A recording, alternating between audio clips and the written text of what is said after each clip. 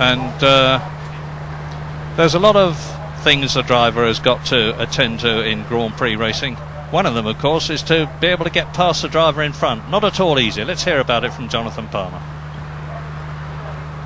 Whilst the front-running cars, such as Hill's Williams and Schumacher's Benetton, are very evenly matched, something we don't see much of these days is overtaking. And when we do, it often results in a collision.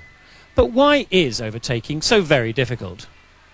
To get by the car in front, you need not only to be faster somewhere on the circuit, but to have the space to get by.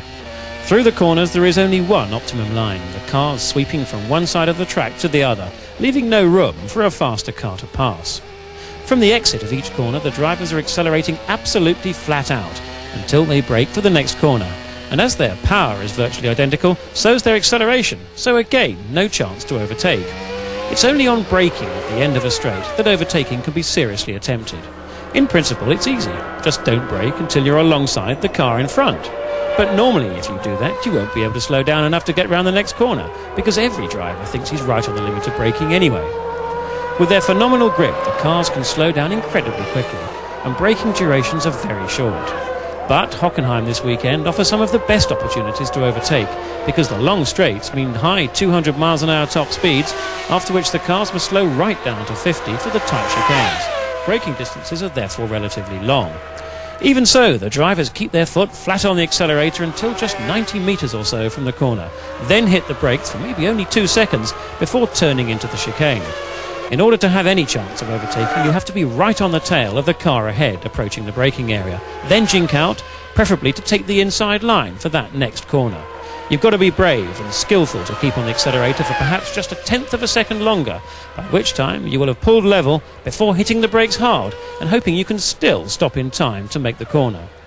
Just when the overtaking driver has done enough to claim right of way is a grey area, but generally he needs to have some overlap on the car ahead before they start to turn into the corner. Collisions and controversy result when this is not achieved, and we had a classic example at Silverstone 2 weeks ago. Through the previous 155 miles an hour corner, Hill was too far behind Schumacher to normally have a chance to outbrake him before the next 65 miles an hour left-hander. Sensing no immediate threat, Schumacher took his usual wide line, though he braked a little early. Damon fleetingly thought he had a potentially unique opportunity to exploit the briefly superior grip of his new tyres and braked maybe just 0.2 of a second later, aiming inside Michael, who turned into the corner unaware of the lunging Hill. Both drivers were then committed, and after Damon locked his brakes in a desperate attempt to stop, he hit the Benetton amidships. The stewards apportioned equal blame, but most experts believed Hill was largely at fault, and if so, it was an admittedly rare mistake at a time of enormous pressure. Often the television pictures will give us a pretty good idea as to who is to blame in an accident. Sometimes the drivers are the only ones who really know, but the chances are that there can never be a definitive conclusion, except that the drivers are sure to disagree.